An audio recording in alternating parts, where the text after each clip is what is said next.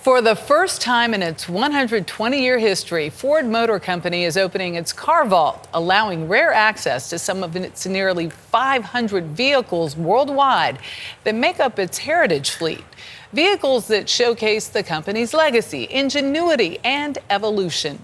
It's a collection that includes concept cars that never hit the road to some pieces of Ford history that employees literally hide away. Chris Van Cleve takes us inside a very unique time capsule. All it takes is just... Oh, wow. That's a taste of what 0 to 60 in about 3 seconds feels like. This is a statement piece. Oh, for sure. And rolling around suburban Detroit with Ford's Nick Terz's this Ford GT was definitely saying something. It was about going back to show that we have the engineering capability that's as good or better than the rest of the world. Interesting to watch the reactions of people driving by. This is one of those cars that is beloved by all. It elicits an emotion. Terz's worked on the GT program, and this was one of its early test cars. This car will do 217 miles an hour. That head turner is among nearly 500 Ford vehicles special enough for the company to keep. Nearly 200 are in the U.S. About 50 are now on display in what's usually the executive parking garage at Ford's Dearborn, Michigan headquarters. From a recreated Model T to a 1938 ambulance, and some cars that never hit the road, like this 2007 Ford Airstream concept imagined as a plug-in hybrid hydrogen fuel cell crossover. We keep the best of what we've done in the past as a way to learn and for the future. Ted Ryan is Ford's historian and says this heritage collection started with an email from the boss in December 2023. Go find the best of the vehicles in America and find a way to get them together so that our employees can learn from what we've done and enjoy the best of what Ford has done over the years. Why didn't they do that already? Henry Ford II had a policy that we build cars, we don't collect them. That had sort of been the mantra. So everything we built was either sold or given away or auctioned. So Ryan scoured warehouses like the one we visited in 2017 that was home to a collection of concept cars and race cars. And as word spread, employees flagged him to other vehicles that had essentially been tucked away. We had people coming out of the woodwork. The very first F-150 and the very last Mustang built at Dearborn Assembly, the plant managers had sort of hidden those cars. They knew the significance of the first and the last. Now they've got a home. Folks were hiding parts of Ford history. Hiding parts of Ford history because they knew it was significant. Without our employees, without their passion for the cars they built, we wouldn't have a fleet. Without the plant managers hiding those vehicles, it doesn't exist. Ford CEO Jim Farley got the idea after visiting this Ford facility in the UK. Across the pond, the team had been carefully preserving Ford's British history for decades, curating a collection of about 130 vehicles, from Ford's early models to a vintage Mustang, and many that never made it over here. The thing with the collection is it's been very much a hidden secret for Ford over the years. Len Keane oversees the UK collection. This evokes emotions in people. This is their first car, the car their parents had. A similar heritage fleet calls Melbourne, Australia home. Ford has been making cars down under for more than 100 years. People think of like, well, that's the past and this is the current. That's not how it works, actually. Everything evolves off itself. Like this yellow Ford Bronco concept that evolved into the Raptor line of high-performance pickups. In fact, there are plenty of pickups in the Heritage Collection. The prototype electric F-150 President Biden drove. This sucker's quick. This Atlas concept became the F-250, and copious concept cars. While this 2004 Bronco concept almost made it to production, it did make it into a movie with The Rock. And this one just looks otherworldly. Also, many a Mustang, from number 10 million to one that once sat atop the Empire State Building. It was supposed to have been destroyed. The communications manager didn't want it destroyed, so he put it in a warehouse in the middle of Michigan. They kept not only the car, they kept the fake elevator they used to practice to make sure they could fit the car pieces and get them up to the 86th floor. And this is a 1993 SVT Mustang Cobra R, number one of only 107 made. But not all were success stories. This electric Ranger was not a winner. Great story about experiment and failing, The Ranger failed. It didn't succeed, but what did we learn from it? Well, we learned we have to get better with our battery technology. Eventually, the collection will have its own facility here in the U.S. Had to have a story, otherwise you're just keeping it just to keep stuff, and we're not hoarders. Is there a fine line between being a historian and a hoarder? Yes, there's a fine line, because you want to keep everything. For now, the cars are on display mainly for Ford employees to study, track design evolution and innovation, or just look for fresh inspiration. But on rare days, like Bring Your Kids to Work Day or a recent Cars and Coffee weekend, the Heritage Fleet can be seen by the rest of us. And it's a hit with car fans. By far the GT's in the back because of like how fast they can go. Mine's the really big Bronco because like I'm like literally shorter than it. Of all ages. It is a really neat experience to especially see the concept cars because that's a little insider view that nobody gets to see. What kind of car do you want? You want a Ford truck? It does. A truck of the future that may just be inspired by this collection of Ford's past. For CBS Saturday Morning, I'm Chris Van Cleve in Dearborn, Michigan. I love that as we talk about automating everything, it was the people at Ford that were the ones that made sure that we've hung on to those. And the pride that they have in building those. I have to tell you, I covered that Empire State Building car. Take apart and rebuild on top. It was fascinating. And everybody on board was so excited about that moment, the 50th anniversary of the Mustang. If you're sitting down right now, consider for a moment what you're sitting on or in. A couch, a chair.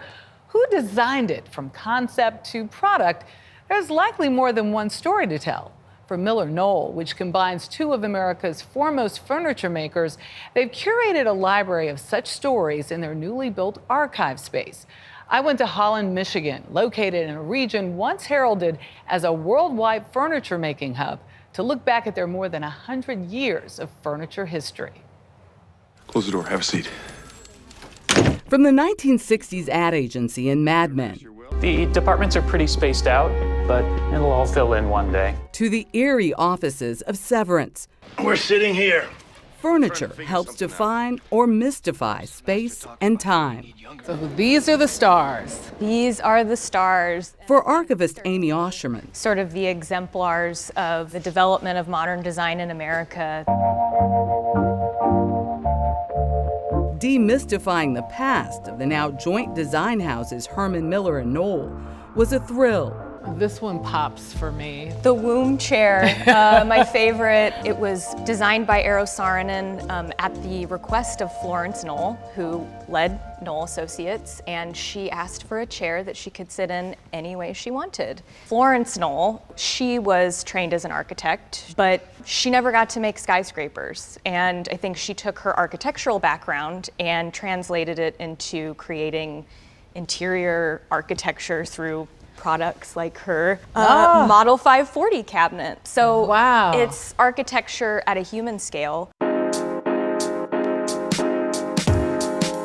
The massive facility at their Holland, Michigan headquarters houses a near 3,000-piece collection, with some 300 on display, from the ever-popular Cheska, a Bauhaus staple by Marcel Breuer, to the rows of other unique designs, and tens of thousands more written records, drawings, and textiles.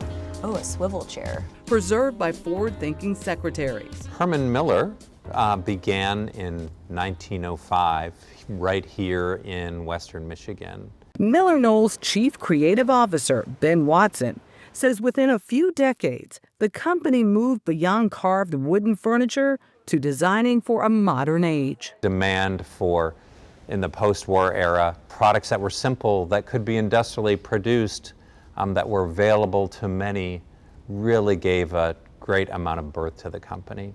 Another half-century later, their biggest drop. Our single best-selling product remains the Aeron chair. Released in 1994. I have one of these. The Aeron chair now is sort of the platonic ideal of office chair, but when this came out, it looked like it was from outer space, and even our own marketing teams were unsure if it would sell. Proving beauty is sometimes, well, in the bottom of the beholder. And it's ugly in every way you could possibly imagine. That's definitely the case with designer and professor Bruce Hanna, who appreciates the unexpected. It's insane, right? Oh, wait a minute. It's the best-selling chair of all time. Like when the company recently reissued his archived 1970s creation with late collaborator Andrew Morrison, and now seen in Miller Knoll's New York City showroom. You don't get a chance to make it better than it was 50 years ago. They designed a response to office norms of the time. So you had a big chair for management, you had a little chair for a secretary. So you had this proliferation of furniture describing what the person was going to do, which to us seemed relatively silly at the time. In the early 70s when we were doing this, because we kind of went, yeah, but everybody's the same. Taking a practical approach. And I think it worked out very well because we could have very clear discussions about, well, why are the buttons this far apart? Then you go find out, oh, your sits bones are 9 inches apart, or normally, within that range. Oh, well, that's a good reason to do it. Such conversations played out in many written correspondences filed back in Michigan. The one line that stood out to me, and I still think about pretty frequently, is in a 1946 letter where George Nelson is trying to name his first line for Herman Miller. Curator Bridget Bartel has used the archives for a new book and exhibit at Cranbrook Art Museum just outside of Detroit. And he calls it 20th century traditional. So he was already kind of thinking ahead to how things would be received a century later. I mean, we all know MCM now. It's a eBay search term. You see it on Facebook Marketplace. We see it everywhere. The idea of impact is not lost on Hanna. My furniture lives with my hero's furniture. Every time I come here, I'm like going to the temple. I'm going to church. And I go, oh, hi, Marcel. Hi, Harry. Hi, Means. Hi, Florence. How are you doing? I feel blessed that I could be here amongst all of these amazing things. And people think my thing is important enough to be part of it. It means that maybe we didn't waste our time. Certainly not to the caretakers of this legacy. So what will the next 100 years in furniture manufacturing look like? We'll obviously need an archive that's twice as large as this one. That is as much as we know for now. What is MCM? I don't know what that is. Mid-century modern. Oh, I mean, I know what mid-century modern is. I didn't know everybody called it MCM. Design junkies love all of these acronyms, but most of us don't know them. But I have to say, the exhibit is not open yet to the public. They're working toward that, but that Cranbrook Museum exhibit is opening on June 14th. So fantastic stuff. Some great looking flock furniture. I wish it. I could shop there Absolutely. at the museum. So cool. Oh, yes, indeed, sire. Your plan to catch a Robin Hood in public is sheer genius. Yes, no one sits higher than the king. The tale of Robin Hood is the stuff of fiction. Hey, watch it, Rob. That's the only hat I've got. But the legend has roots in real history. If your majesty were to offer justice in the form of a charter of liberties, allowing every man to forage for his hearth, to be safe from conviction without cause. The story is often intertwined with the signing of the Magna Carta, a document limiting the power of the monarchy, signed by King John under threat of rebellion by English barons.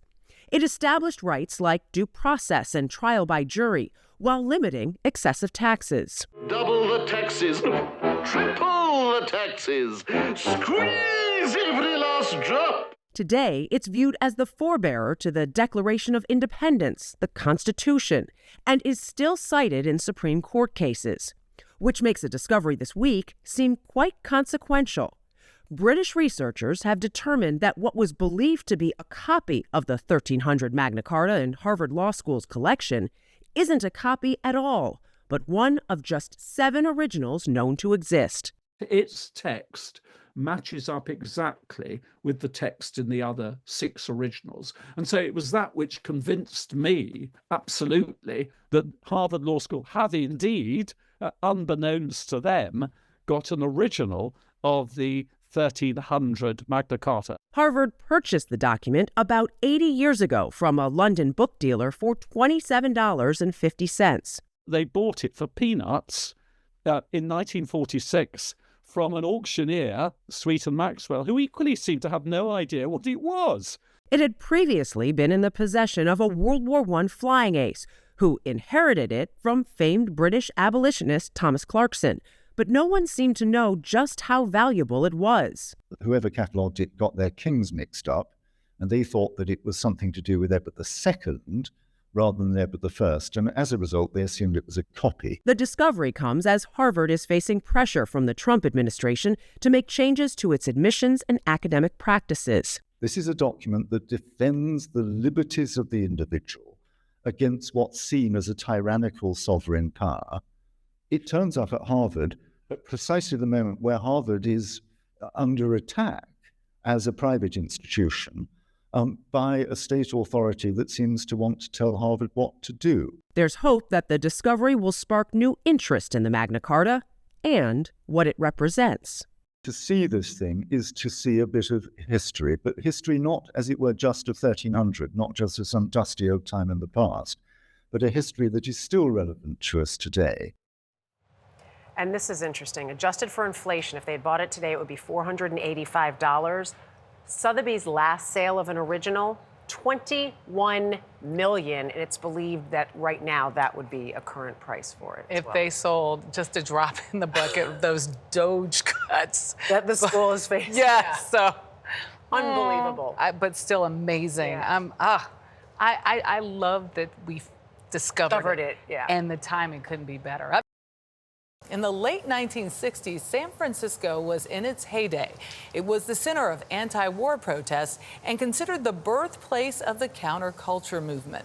The stories of the city from that time are well documented, but we're getting a fresh look at some of them thanks to a recently discovered trove of undeveloped film.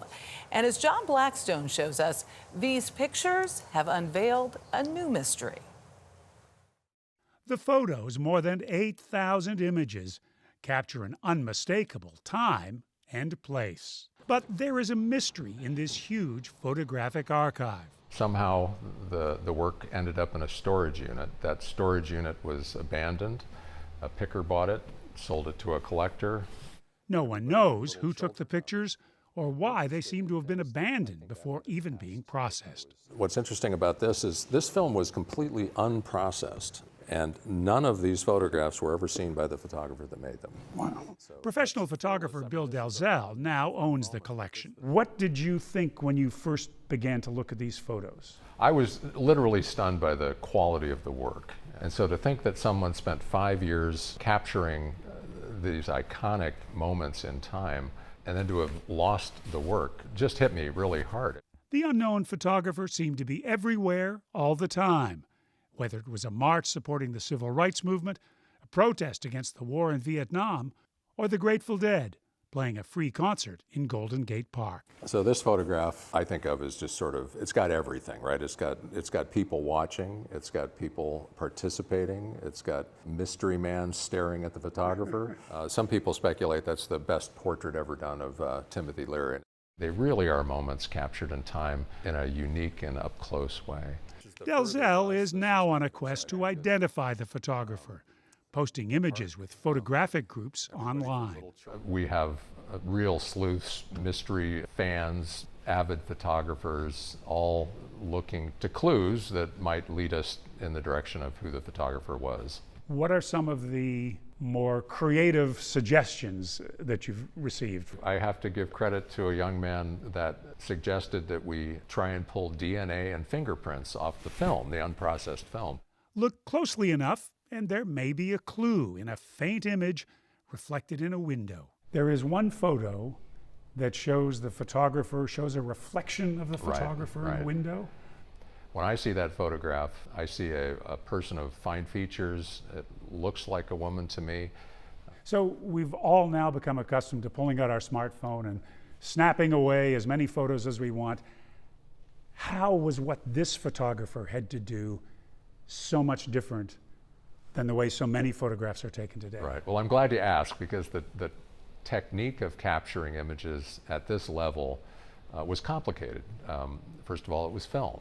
Second of all, you couldn't see the work until you had it processed. And so you needed to have a mastery of the camera, the lens choice, the aperture you chose, the shutter speed you chose. Film was expensive, processing was expensive. You know, it's sort of different than digital photography. Perhaps the expense of processing the film 60 years ago is one reason the photographer left so much behind, never developed. So this is 75 rolls of film that remain unprocessed. A lot of it is in Kodachrome color identified canisters, and these canisters haven't been opened for 60 years. Delzell raised money on Kickstarter to pay for processing the final part of this photographic time capsule. Could be up to 2,700 images. If they're anything like the images that we have already processed, it's going to be a spectacular collection. Perhaps somewhere in those undeveloped rolls is a clue that will lead to the talented person behind the camera. This work is so skillful that it is just unimaginable how they could have been separated from it, because the passion they showed in the capturing of the moment, the interest that they had in so many different parts of this story is just apparent in the work. And then to have lost it it's not only heartbreaking, but it's just hard to explain. For CBS Saturday Morning, John Blackstone, San Francisco. Unbelievable. John's going to have to update us on who the mystery photographer was, and then also the rest of the film. Yeah, and so it's developed. Those 75 rolls, the reason they haven't developed it is exactly what John was saying in the piece. It is still expensive, if not more expensive now, because that's an old technique, and you have to be so delicate with it. So they're still trying to raise money in order to develop the rest of those. I can't wait to see What great photographs, though. Wow. Manhattan's Morgan Library and Museum hosts a treasure trove of artifacts from across the globe. Once the private domain of the J.P. Morgan banking dynasty, it's currently celebrating its centennial as a public institution and is paying homage to the librarian entrusted to run it for nearly half a century, all while she held on to a secret she feared could bring an end to her career. Belle DeCosta-Green was here from a very early time in her career and in Morgan's collecting career, and really shaped what this institution is today. So yes, the Morgan is not itself without her story. She can't be erased. Oh, no. 120 years ago, Belle DeCosta-Green was hired to organize the personal library of famed financier John Pierpont Morgan, as in J.P. Morgan, and later his son Jack. Both entrusted her to accumulate and catalog one of the world's most valuable collections of books and art for what was then known as the Pierpont Morgan Library, a vocation she was fully committed to for more than 40 years. She was the librarian that made sure that everyone loved the materials that she was showing. There was even a French manuscript that apparently anytime she would take it off the shelf, she would kiss it before giving it to a researcher, and then would do the same thing as she reshelved it. So I think she showed these books a lot of reverence and love, of course. Now the Morgan is showing that reverence to their inaugural director in a new exhibit, Belle DeCosta-Green, A Librarian's Legacy. Here we are. And this is Belle. Yep. Erica Chilella and Philip Palmer are the co-curators. She loved to buy rough drafts of literary manuscripts. This is one example, a French manuscript by Honoré de Balzac, one of her great acquisitions. And we have a few more down here.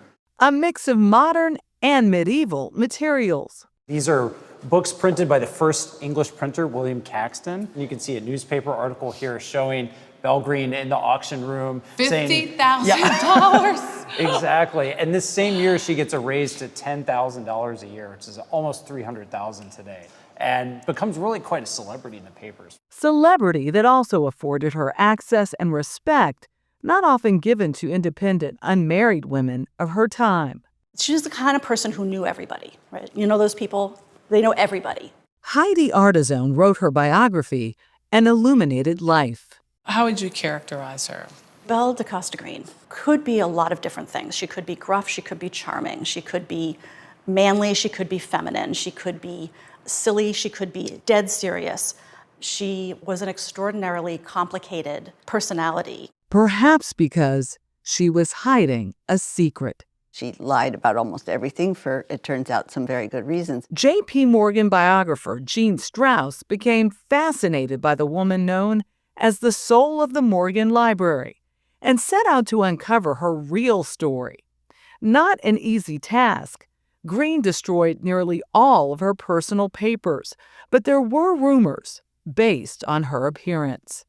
I followed the clues that she left about herself. I went to Washington, where she was born. I got her birth certificate, and the options on a birth certificate were, at that point, were W for white, C for colored. Her birth certificate says colored. Born Belle Marion Greener, the woman who had long claimed to be Portuguese, was not only African American, but the daughter of trailblazer Richard Theodore Greener. They were both listed in the Dictionary of American Biography, but with no cross-referencing saying that they were connected to each other. Greener was a pioneering force during Reconstruction, Harvard's first black graduate, a key diplomat in Russia, and the first black professor at the University of South Carolina. But in a society where skin color determined access to opportunity, passing for white became a familiar escape. One Belle's mother, Genevieve Fleet, believed was the best choice for her family's future.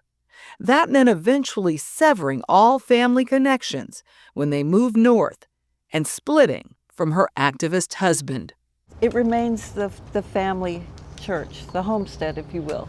We met some of the Fleet family descendants at Mount Zion Church in Georgetown, an African-American congregation co-founded by Belle Green's maternal grandfather.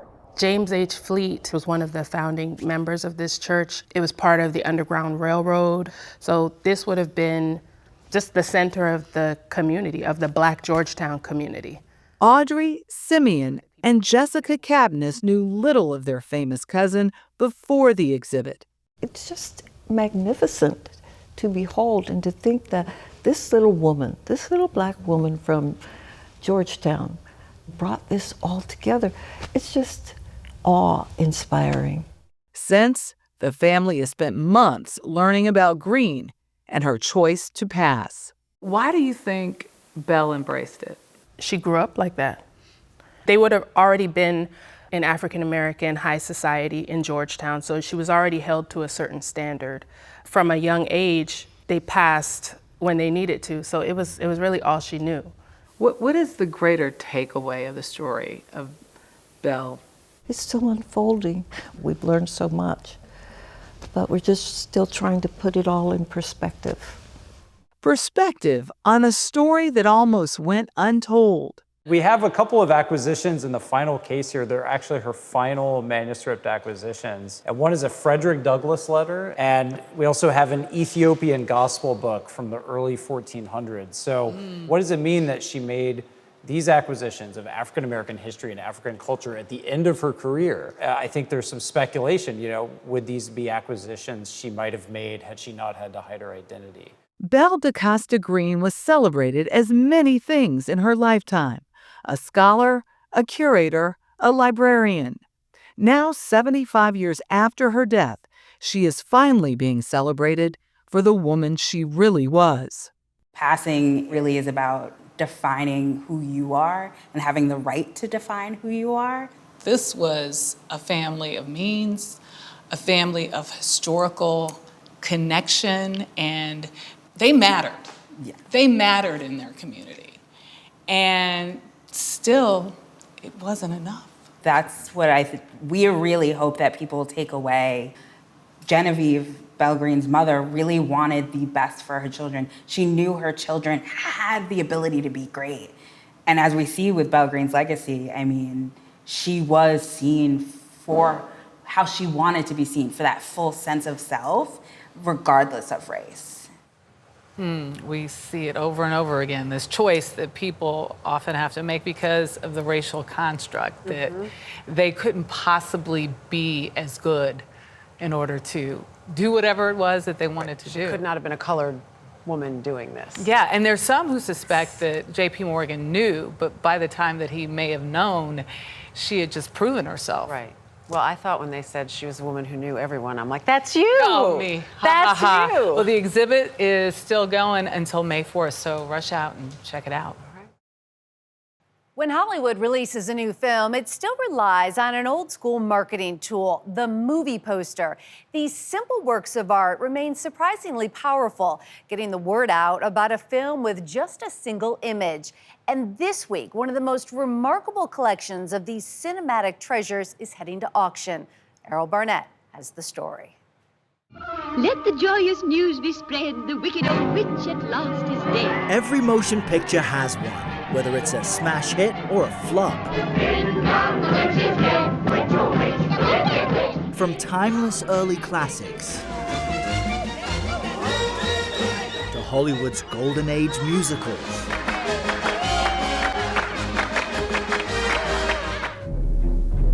Even summer blockbusters.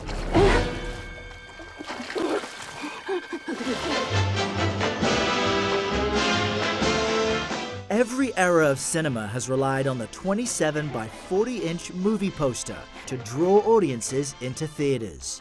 And over time, many of these one-sheets have become prized works of art, coveted by collectors worldwide. This is a bold poster. This it's is. really quite arresting. Well, you got to remember, these posters were advertising art. They were meant to grab you by the lapels and say, get into this movie theater and see this film. And this is a classic example of that. One such collector is Dwight Cleveland, a housing developer who began gathering movie posters back in high school. These movie posters were only distributed to film theater owners. And I like to compare them to candy wrappers because after the film was finished screening, these had no value whatsoever. They were thrown out, they were burned. So it's really a miracle that any of these have survived at all. Zach Pogge Miller is the Associate Director of Movie Posters for Heritage Auctions. In totality, how big of a deal is Dwight's collection? So Dwight's been collecting for over 50 years, and in that time, he's put together one of the premier movie poster collections in the world. And after decades of curating these cinematic gems, Cleveland's decided to part ways with his life's work. The upcoming sale will feature 541 posters and lobby cards, both American and international, spanning decades of cinematic history. What makes a valuable movie poster collection? Typically it's for a good movie. So people have to care about the movie, ideally have some sort of nostalgic connection to it, because why else would you want to have a representation of that film in your home? And of course, these glossy pieces of paper are expected to fetch a mighty sum on the auction block. What's the range? Posters at the entry level can be very accessible. I mean, you can buy a movie poster for as little as $20. The most expensive poster Heritage ever sold was a Dracula Style A one-sheet, and that sold for over $540,000. Wow. Among the titles in Cleveland's collection, Bond. James Bond. From 1962, the Japanese version of the first James Bond film, Dr. No. Bidding starts at $2,500. It's a very cool poster. The Japanese Bond posters are oftentimes more interesting than the United States iterations of the same. The 1933 Czech one-sheet for King Kong. It's expected to fetch more than $80,000. And Clint Eastwood's iconic 1976 Western, The Outlaw Josie Wales, with an opening bid of $1,000. The Outlaw Josie Wales. This was actually what they call a half subway or a transit one-sheet. It was produced specifically for the New York subway system. Oh, that's interesting. What was the first movie poster you remember seeing that struck you? Well, I was a naive 17-year-old high school student, and the art professor where I went to high school collected movie posters, and he was flipping through them. One of them from a 1928 film, Wolf's Song, with Gary Cooper and Lupe Velez, just spoke to me and said, take me home. How long did it take you to actually see the film? I've never seen the film. It's a lost film. It's a silent film, and 85% of the silent films are lost. What does that say about the value of these images beyond the films they represent, but what it does to people? In many cases, these posters are the only tangible evidence that the film even existed. So that's what's really exciting, is that you can't watch many of those silent films, but you can see a lot of this beautiful artwork and learn about it from that standpoint. Surprisingly, Cleveland isn't your typical movie buff. For him, it's more about the art. Tell us about this Mae West poster. Yeah, this is really, really classic. American 3-sheet, 41 by 81 inches, this unbelievable shot of Mae West at her prime in 1935. I must have you marry me. Oh, listen, Ivan, you're all right to play around with, but as a husband, you'd get in my hair. One of the things that I really love about this time period is this typography that they used. All of this is hand stenciled. Her name and this title. A computer can't create letters like this. This all has to be done by hand. Still, most of this collection is a film lover's dream come true. I have a lot of great posters from great films: Citizen Kane, War of the Worlds, Gone with the Wind, Adventures of Robin Hood, all of the greatest films of all time. And I have what I think is the best graphic from all of those. Case in point, the auction's holy grail, the Italian poster from Casablanca. If that plane leaves the ground and you're not with him, you'll regret it. Maybe not today, maybe not tomorrow, but soon and for the rest of your life. Something as beautiful as this Casablanca poster behind me, that's on everybody's top 5 list. It's a fantastic film, and this image is by far the best image of any poster anywhere in the world advertising, this film. Why auction them off then? You've spent 50 years gathering things you care about and that you value. Well, there are Why a couple let them things. go? I guess the best part about it is that normally when a collection like this is being sold, the collector has died. So I'm happy to, not be in that role. You're happy to witness this? Yes, I'm happy to witness the whole thing. So it's kind of fun from that perspective. Oh, I love posters, but they're always so much more sexy to me. The auction's next week. All eyes will be on Hollywood this weekend and the 97th Academy Awards. We know that this is a night where movie royalty gathers to honor the best work of the year, and films like Wicked poised to be kind of an instant classic, right? You've got a dedicated fan base, which can mean pieces and props from that movie can live long after filming wraps. And later this month, pieces of other Hollywood history will go on the auction block, some for the first time ever.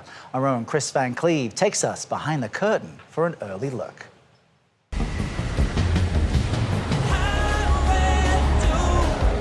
It wouldn't have been Top Gun without Maverick's iconic leather bomber jacket. Tom Cruise wore it, and now it can be yours. But that need for speed does not come cheap. Bidding starts at $25,000. Meow. Michelle Pfeiffer's unforgettable Catwoman costume from 1992's Batman Returns is another of the more than 1,300 props and scripts from some of Hollywood's biggest hits going on the auction block later this month. Wait a minute, what are you doing, Doc? Among them, the Mr. Fusion generator seen on Michael J. Fox's time-traveling DeLorean in Back to the Future. And this auction has some wonderful pieces in it that are being seen for the very first time. Brandon Allinger is the chief operating officer of Prop Store, who is conducting the online and in-person auction. Where does all this stuff come from? It's a good question. I mean, that is the tricky part, and that's what we spend a lot of our time working on, is going out and sourcing this materials. The pieces in this auction have come from individuals who worked in the film industry. They've come from studios or production houses directly, all different industry avenues. One of those avenues was director Randall Kleiser's attic, where for more than 4 decades, he'd kept the director's Bible from the classic 1978 movie Grease. Some of these are folded up many times. They were probably in his pocket. Inside this aged red binder, his handwritten notes and hand-drawn storyboards for classic scenes like this one. Summer loving had me a blast. Summer loving happened so fast. What made you decide, like, now is the time to let it go to somebody else? Because I just realized that my attic is filled with stuff that I don't need. Somebody might really love to have that original script. Also up for sale, This T-Birds jacket John Travolta wore in the movie. His name is even printed on the jacket's tag. You can see it in action during the Grease Lightning scene.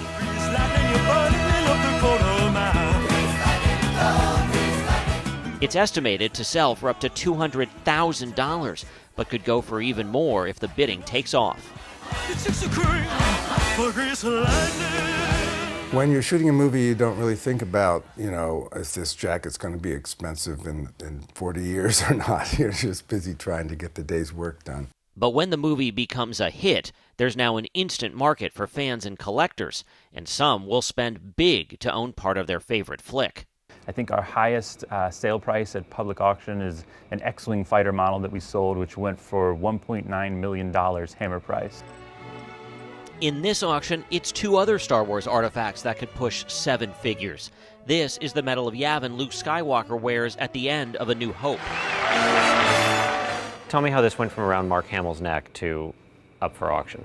So it's coming from the family of a prop man who worked on all 3 Star Wars films. And when they made those first 3 Star Wars films, especially the first movie, the material just wasn't being saved in the way that it is from modern production. And because of that, because no one was actively collecting this material, the prop man was able to hold on to the metal. What is it about Hollywood props that resonate with people so much so that they may drop 6, 7 figures to have it? I think it is all about connection, and it's all about connecting with something that you love, and it's really telling the story of just how much these movies mean to people. You may fall in love with a movie at 7 or 8 years old, and it stays with you. Nostalgia is definitely a big theme in our world. The reason that they want to buy something is because this movie meant so much to them when they were younger. The other big-ticket Star Wars item believed to be the one and only bowcaster Chewbacca used in the original trilogy. Is it unusual for there to be only one? It is, yeah. I mean, normally, there's a saying in the world of prop masters that one is none. And what that means is they need to have 2 of something, because if you lose one or it breaks, it could be a very big problem, right? It could hold up a major expensive film production. Can I touch it? Sure, do you want to hold it? Here, we'll take it off the stand. There you go. I mean, this is one of those things that you saw watching movies growing up. I mean, this has been seen, billions of times? Exactly. But before they can auction an item that may draw bids of $500,000 or more, Prop Store has to know it's the real deal. In what amounts to film forensics, they pore over production stills and high-resolution 4K versions of the movies, sometimes frame by frame, to screen match an item. Marks like these can be seen then and now. There's some scratches here on the back of the frame that we can see specifically. Most important tell on the whole piece is this part right down here, which is an extension for the shoulder stock, and they installed that for the 3rd film for Return of the Jedi. The effort to identify which film this pair of Charlie Chaplin's shoes came from took weeks. Fortunately, there were some really nice, high-quality production stills from The Great Dictator. We could see some very specific marks and folds in the leather that set us on the course. So you're for these. looking down to the folds in the leather here to identify Absolutely. this to a movie. Yeah, and especially some of the wear where the lighter colors coming through. I think there's like a light wear pattern here, and then you've got this dark line cutting across it. You can tell it's that exact shoe. It's like your own version of Prop CSI. Yes, Prop CSI. But not every item up for sale will break the bank. Bidding for the license plate off Hugh Jackman's car in the 2009 X-Men Origins Wolverine starts at $300. What is the magic about a movie that it can last for decades, do you think? Well, I think people, if they are touched by a movie, they want to have a piece of that. They want to have something that is tangible that reminds them of that experience that they had. Which, considering Randall Kleiser has directed more than a dozen big Hollywood movies, raises an important question. What else is in your attic? Yeah. Well, I've got all my scripts and a lot of crew jackets. Do you have a favorite piece of movie memorabilia at your house that you're not going to part with? Oh, gee, I'm up for sale. And the bidding starts soon. For CBS Saturday Morning, I'm Chris Van Cleve in Valencia, California. Exactly what I was thinking. What else? What didn't he give? It's the nostalgia. I'd go for that T-Birds jacket like that, except I don't have $200,000 to start the big. Close enough. This is like pack rats rejoice. If Yeah. you've ever thought or had an argument with your partner about why you're hanging on to so much old stuff, tell them there may be an audience for it one day. That bomber jacket from Top Gun, who's had that for 30 plus years and hasn't let go of it just yet? It's yours. Bid starting at $25K. GoFundMe, here we come. We've been voting for presidents since George Washington. Most of us make that choice by casting a ballot and telling the results to see who won. But there is another way. Barry Peterson checked out how some people vote on a president's popularity, not with their ballots, but with their bucks. The saying goes, what's in a name? Well, if your name is George Washington or Thomas Jefferson, we can tell you what's in a name: tens of thousands of dollars. So this is a letter of Thomas Jefferson from 1781. Our guide is Nathan Rabb of the Rabb Collection in Philadelphia. Rank for me the American presidents, the most expensive and then down. Yeah, so I would say the most expensive, the most actively looked for, the most desirable would be George Washington, Abraham Lincoln, Thomas Jefferson, Theodore Roosevelt. These men you can see on Mount Rushmore, but you can't hold Mount Rushmore in your hands. What is the attraction, Nathan, of holding something that's got a president's signature on it? Well, you're touching a piece of history, and it's the only way that we have to directly connect with someone who we may admire. It's something that we know that they touched because they signed it. And in the presidential collecting world, fame really does mean fortune. Grover Cleveland and George Washington were both American presidents, but Grover Cleveland, you'd be dealing with something that was several hundred to low thousands. And George Washington, you probably weren't entering the room, so to speak, for under 20, 30,000 and could go up to several million. Several million? Yeah, several million. Abraham Lincoln wasn't a founding father, but he may have been the founding father of collecting presidential autographs. After he was elected, but before he took office, people wrote asking for autographs, and he sent back these signed notes. He would take the time to write these people, and a lot of them were kids. And with so much money at stake, forgeries abound. This looks like a Lincoln letter, but see how the sentences taper down. Now, the real thing, with sentences straight across. And when it comes to a Lincoln signature, watch out for the talented Joseph Cozy, who did many of his forgeries in the 20th century.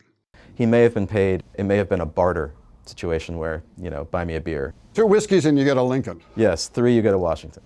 Perhaps the most famous document in American history is the Declaration of Independence. And there seem to be a lot of them. I would say 5-6 times per week somebody approaches us with the Declaration of Independence.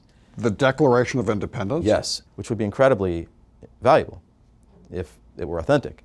They have reproductions that have aged with time. What's it like to tell somebody who thinks he has a copy of the Declaration of Independence, which would be worth millions, and say, I'm sorry, but you're not going to be a millionaire? Well, it's like walking into a buzzsaw. They don't want to hear it. And modern moments can change the value of the long ago dead, like an obscure Alexander Hamilton. Then came the book and the musical. When they sang his praises, up went his prices. Yeah, when I joined the business, you could buy Alexander Hamilton's letters for $1,000, $2,000, $3,000. And today, they routinely sell for more than $15,000, $20,000. Rarity also adds to the price. President William Henry Harrison died 1 month into his term. His signature before taking office might fetch a few $100s. But after taking the oath of office, he didn't have much time to sign anything. Yeah, he had a month's worth of time to sign documents. A lot of those would have been lost, destroyed, and a handful of them, a very small handful, reached the market. So how valuable is this signature that I'm holding? It'd be around $50,000. $50,000? Mm-hmm. Even back in 1861, Lincoln and his top officials knew the value of autographs for raising money during the Civil War. What do you think its purpose was? It was almost certainly designed to be sold to raise money for the sick and wounded soldiers. It is one of Rabb's most expensive pieces, a cool $300,000. But to many, it's not always about the money. Sometimes the least expensive item can touch the heart as deeply as the most. The feeling of awe is why people buy these documents. Otherwise, they're just pieces of paper with ink on them. They died long ago, but that awe really can bring them back to life. For CBS Saturday Morning, Barry Peterson, Philadelphia. Point of relevance with William, the ninth president of the United States, I'll put it that way. Harrison, thank you. Was that he passed away after the inauguration. It was so cold. It was, yeah. That's why the inauguration's inside. Inside this.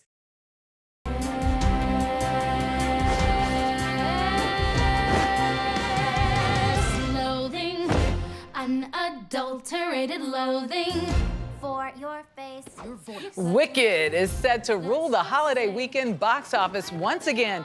In its first week in theaters, the prequel to The Wizard of Oz raked in over $200 million worldwide.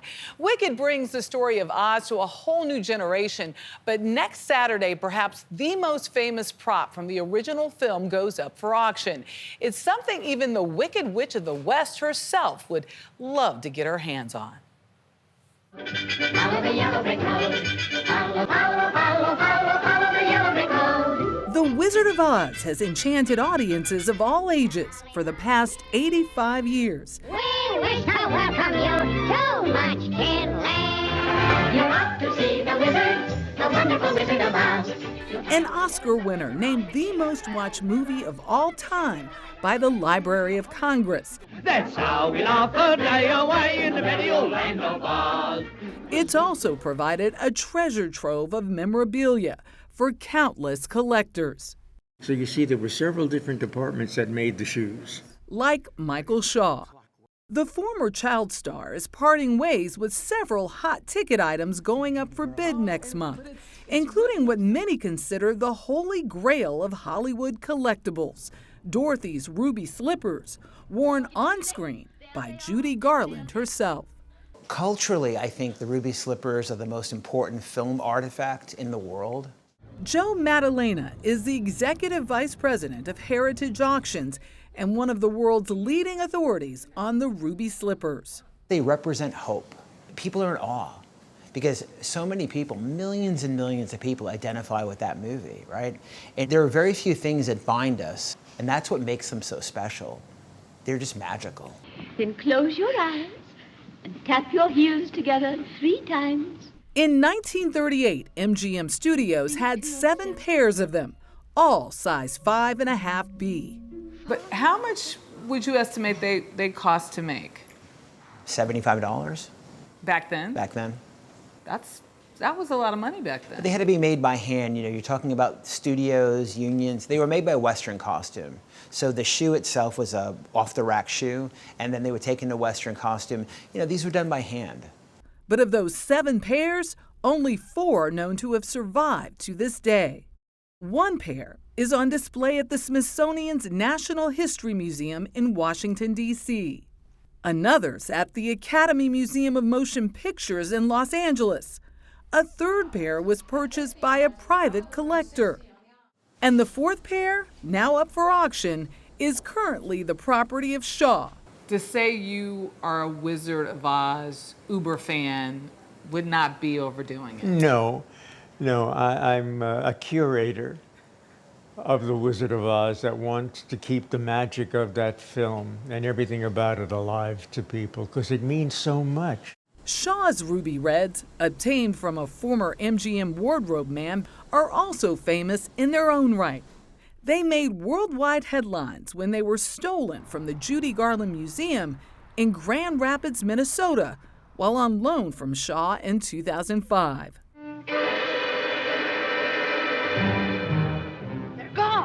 Someone had smashed through the back door at night. The police said they were in and out in 2 minutes. They grabbed the shoes and took off. Literally, my knees buckled when I got the news on the telephone. The shoes remained missing for 13 years, despite having a $1 million reward. Under the rainbow.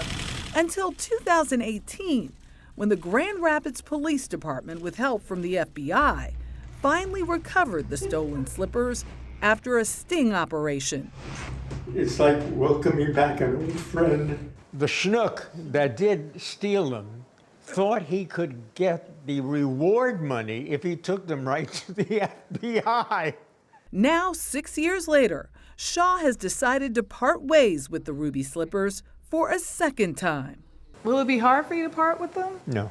I'm hoping that whoever buys them has the courtesy to loan them to a museum or put them on display somewhere where people can enjoy them. I mean, look at them. They're fantastic. And ironically, one of the museums vying for the shoes is the scene of the crime, the Judy Garland Museum, which has started a fundraising campaign to prove there's no place like home. There's no place like home. There's no place like home. But how much will the museum have to collect in order to put up the winning bid?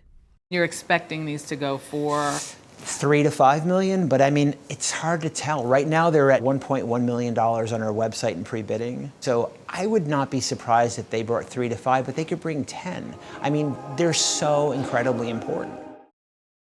American entrepreneur's priceless car collection. It's a thing of beauty, fittingly built by a cosmetics empire. His legacy of collecting and restoring classic cars runs so deep it couldn't fit under one roof. Carter Evans got an exclusive tour and test drive too. Just love looking at people's expressions when we drive by. It is fun. You could call it a $40 million burger run. Have a wonderful day. All right. Because that's how much this pristine, one-of-a-kind 1933 Duesenberg is worth. I would be terrified to drive it. Yeah, I'm not exactly comfortable right now, but we had to pull out the big guns for you. Cameron Richards is vice president and curator of the Nethercutt Museum, one of the finest car collections in the world that most people have never heard of. J.B. Nethercutt amassed a fortune helping his aunt, Merle Norman, start her successful cosmetics company. In 1956, he began buying the cars he dreamed of as a kid. His collection got so big, he built this 5-story building in North Los Angeles to house it, and eventually another gallery across the street. It's like walking through time. It is. It's definitely a walk through automotive history. But it's not just Hot Wheels in here. The museum is also a showcase for Nethercutt's other eccentricities. It's the 3rd largest pipe organ in the world. With more than 5,000 pipes, the building was literally constructed around the organ. The sound just envelops you. And when JB's wife wanted a little music box, he had this self-playing 20-piece orchestral shipped from Germany. I mean, this is unbelievable. It's an orchestra in a box. JB also loved trains, and this locomotive, dining car, and private sleeping car come from a time when the wealthy owned rail cars instead of private jets. JB loved luxury. The museum is a living love letter to the time of the great motor coach, and an example of how the Great Depression decimated the American auto industry. Nearly all of these car makers did not survive. They don't make them like this anymore. Absolutely not. But not everything is extinct. The museum has more than a dozen 16-cylinder Cadillacs, along with some very exotic offerings. This is a 1931 Bugatti Type 51 Dubo Coupe. It's the only one of its kind ever built. And this Benz precedes the Model T. When you walk through here, do you feel your dad's presence? Well, yeah, it always reminds me of him, yeah. Jack Nethercutt, JB's son, said his father never pursued publicity. This was initially just for family and friends. One of the best kept secrets in Los Angeles. But nearly 2 decades after his death, the family is now eager to show off his collection. You want people to see this. We want them. That's what it's for. I mean, you know, with everybody pushing to go electric, you know, the old gasoline car, I mean, they're not going to be around for much longer. But the Nethercutt collection may be. The cars here still run. And the family's determined to keep each of these rolling works of art on the road. For CBS Saturday Morning, Carter Evans, Sylmar, California. thank God he got through that without an accident. Can you imagine? I'm also wondering, did they eat the burgers and fries in the car? I hope not. Well, we know Carter. He might have tried. We'll find out. When you think of creating an autograph album, you probably think of movie stars or famous athletes. But more than a century ago, one man had a very different idea of whose signatures were important. Barry Peterson reports on his worldwide journey and the autograph album he proudly created. Everything about this book is big. It weighs about 60 pounds. Its history spans the world. Its sheer number of autographs is unprecedented. Woodrow Wilson, kind reception at the White House. Yep, kind reception at Buckingham Palace, London. Has somebody added up the number of signatures? Well, he notes 50,000. I suspect at this point, that was earlier, that now there's more than 50,000. Nathan Rabb of the Rabb Collection in Philadelphia, who is selling the book, would know. That is maybe the largest, probably the most famous autograph album ever assembled. This is a letter from Thomas Jefferson. Rabb specializes in selling signatures from Einstein to Hemingway, from George Washington to Napoleon. But you didn't have to be that famous to make it into this book. You only had to be within signing distance when Joseph F. McCulloch just popped in. He would go into the local shop and ask the shopkeeper for the autograph. He'd go into the local business, ask the CEO and the mailman. As seen in these brief, silent movies from the early 1900s, McCulloch walked the world, logging 200,000 miles on foot. Newspapers wrote about the man who thought everyone from pauper to prince worthy of being asked for an autograph. He even walked into the White House and walked out with an A-list of presidential signatures. Taft, Coolidge, Theodore Roosevelt, Harding, Wilson. Visiting 43 countries. This is Arabic. Here's Japanese. And meeting leaders from China, Japan, India, and Great Britain. So here he is in London. He's gone to 10 Downing Street, where he's met with Prime Minister Lloyd George and his ministers. He obviously was not shy. I think that's, you think? That's a fair, you can make that supposition. Yep. The man was not scared to ask to come into your home. The album can be yours for $275,000. But think of it, history captured, one signature at a time. For CBS Saturday Morning, Barry Peterson, Philadelphia. Not shy, but also a little different security back then. Oh, absolutely, absolutely. I wonder what got into his head. Of why, like why? Why not? There it is. Maybe that's what it is.